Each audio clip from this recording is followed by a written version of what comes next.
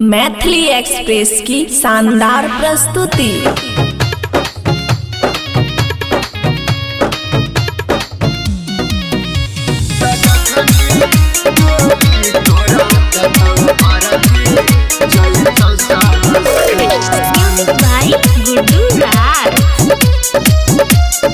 खुशी recording studio बलुआहा।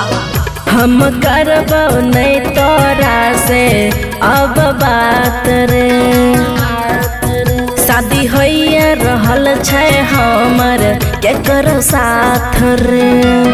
छोड़ के तू ससुरा चला जइबी, तू बहुते पछताइबी गे जान।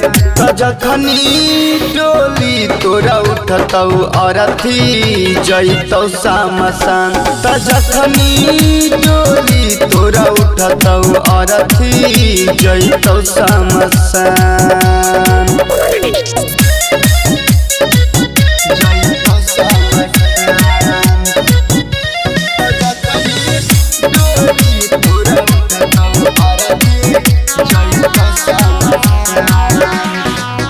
कहवन कसूर भेलौ हमारा से गे मुँह मोड़ली, बचपन के प्यार तूते एक पल में गे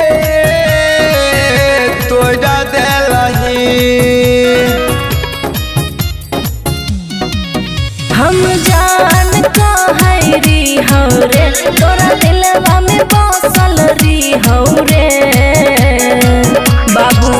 पियाबा के प्यार पाई के लड़बा के तू ते भूला गेलही गे जा। त जखनी डोली तोरा उठतौ अरथी जइतौ समसान। त जखनी डोली तोरा उठतौ अरथी जइतौ समसान।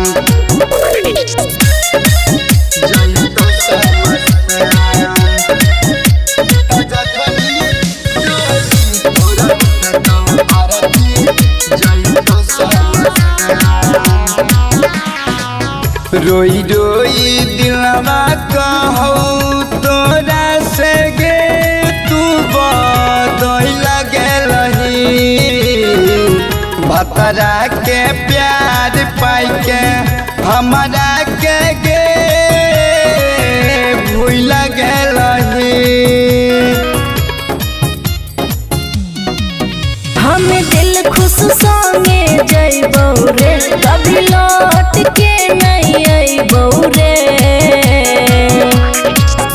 गायक आजाद के तू दिलवा के एक पल में तोरा ले गे जान। त जखनी डोली तोरा उठतौ अरथी जइतौ समसान। त जखनी डोली तोरा उठतौ अरथी जइतौ समसान।